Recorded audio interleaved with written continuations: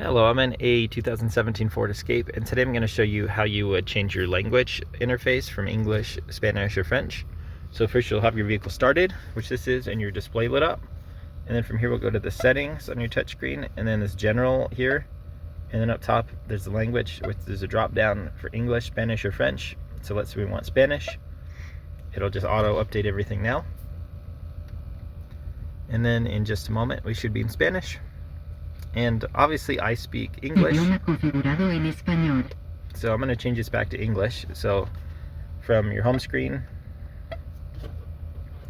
again, we go to the settings down here, and then your general, and then this idioma is your language, and then here back to English.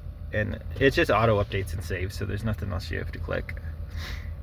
But I hope this was helpful, and hope you have a wonderful rest of your day.